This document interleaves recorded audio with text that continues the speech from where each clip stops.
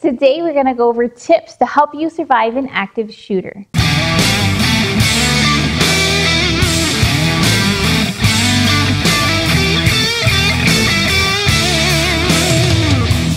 What's up, America? This is Kim with Geauga Firearms Academy. Thanks for watching. Today we're going to go over tips to survive an active shooter. And we're going to do several parts of this because there's a lot to it that we can't just cover all in one video. We're going to take a look at different situations for different videos coming up. There are 4 components in defensive situations. The most important and most critical is mindset. And I know we talk about it a lot, but I think it's really important that we really run that home. Mindset is all about situational awareness, alertness, and also a winning attitude or a warrior attitude, meaning that you're not going to give up no matter what. The main focus of this video is going to be alertness and situational awareness. Now, there's a difference between walking around alert and walking around paranoid. And there's several stages of alertness. We want to be at a level where we're aware of our surroundings and thinking about different scenarios, but also continuing on our normal everyday life. When it comes to situational awareness, we need to make it part of our daily routine, so it's a habit. So now Neil's going to talk about a scenario where you're at a big box retailer with an active shooter. All right, guys, so I've talked about this on other videos, but here's the thing. When you go into a building, and again, we're going to use a big box retailer here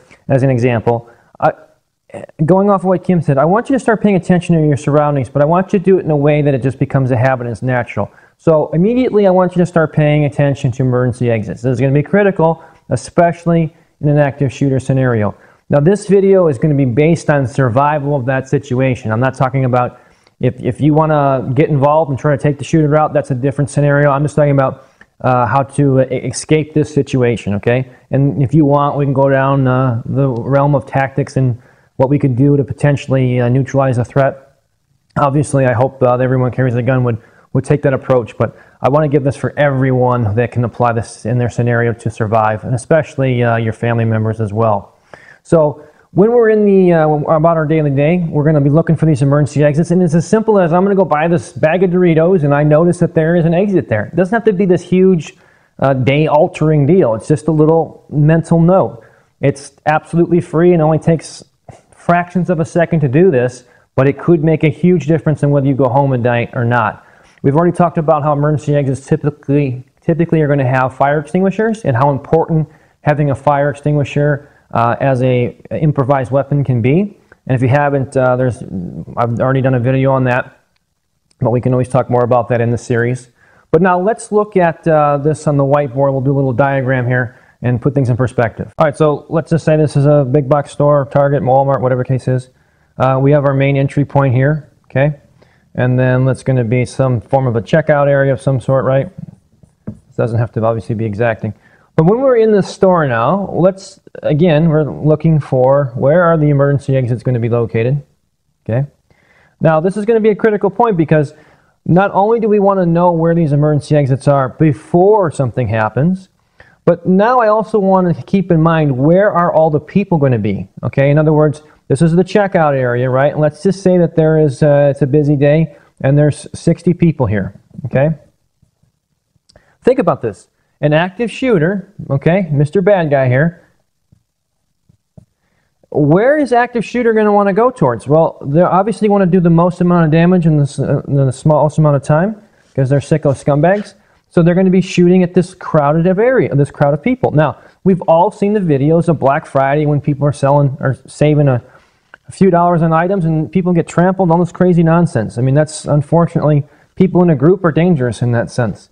And so think about this. If we're really aware of this, all these people, when there is an active shooting, where are they going to go? They're going to go right here to this main door. Now, here's the deal. These 60 people that are here, do you think that this door is going to be able to handle 60 people? Of course not. So there's going to be this mass chaos here. And of course, this is exactly what an active shooter wants. A bunch of people bunched up in an area because they're all trying to get out. And I understand they're in a panic.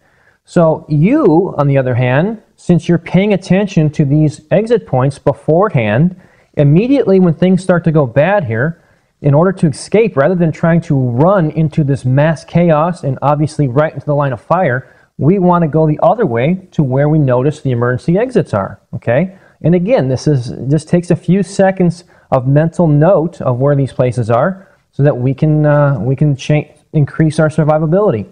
A couple side notes in this deal. Let's just say, I'm just going to draw it here so you can see it easily. Let's just say that this is a bathroom. Would the bathroom be better than this crowd? Yes, but this is still a horrible situation to be in because rarely ever have I ever seen a bathroom that has an exit, okay? And I don't want to box myself into an area where there could be a scenario where this guy goes hunting and I'm stuck in there and I have to fight my way out. So I would much rather be able to exit the building that way. So paying attention to that is key. All right, so let's change the scenario up a little bit.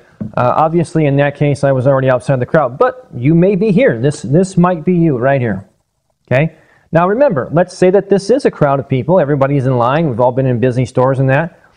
If everyone starts to run this way, your best bet in this situation, although you're going to want to obviously go that way, it's not to go freewheeling against the crowd of people. You got 5 or 6 people coming your direction. This is going to be a real disaster. So what I would tell you to do is grab onto shelving, something hard, hunker down, try to minimize your footprint, so to speak. Hold on to something tight. Let these people go by, get down on the ground so you lessen your target area. And then as soon as the opening is there, that's when you're going to exit the other way. You want to be the one gazelle, not in the herd, that's going the other direction so that you can get yourself to safety. Or, again, I said I wasn't going to make it into this, but just in the case where you're the one that can carry, or you're the one that's going to do the best you can to try to save as many people as possible and try to take the shooter out, at least you're now in a tactical position where you can position yourself in a way that may give you an ability to neutralize this threat. Again, what you do is up to you, but being able to get out of this area is critical. And so hunkering down right here, let the crowd go by, or however many people there are, and then slipping away. Don't try to run face forward into people coming at you. That's definitely not going to be a smart play. All right, one other thing that I want to add to this video is having a plan when you're out with your significant other, spouse, or whatever. And this is critically important that we get this done before we ever get into the scenario, because this is not going to be a thing where we're going to have this discussion now about what we're going to do when there's an active shooter. So there's no discussion needed. If there's ever a really horrible scenario like this and Kim and I are out, immediately Kim's going to do what? Grab the back of your belt. Okay, and so automatically now, there's no discussion needed. We're not going to say, well, this is what you're going to do, this is what I'm going to do. Automatically, I have one job to do and one job alone, and that is to get us to safety, whatever that means, whether that's shooting, not shooting, crawling, running, whatever we got to do. But my job is to get us to safety. Your job is to do what? To hold on to the children and hold on to your belt and just make sure we get out. Absolutely. So I don't have to worry about where is Kim or where the kids are. And Kim doesn't have to worry about how do we get out of the safety. I mean, how do we get to safety? Her job is to either stay with me and check my 6 or get the kids and keep them together. And so wherever I need to go, she's going to come with me. I don't need to keep checking back or looking back because she's got a good hold on here. If she lets go, then I got to figure out what's going on. Again, that's a good plan to have beforehand. Yes. Because it's totally useless when you're trying to figure it out in the heat of that moment. The main takeaways for this video on tips to surviving an active shooter are situational awareness, alertness, and having a plan. We'll go over other scenarios in active shooters in other upcoming videos. If you like this video, please give us a thumbs up. We always appreciate that. You can find us, of course, here on YouTube. Please subscribe, and the best thing you can always do is share our videos. We really appreciate that. That's how we grow our channel and get new subscribers. You can find us on Facebook, on Instagram, and of course, all of our premium content goes to Patreon. Until next time, remember, it's always better to be judged by 12 than carried by 6.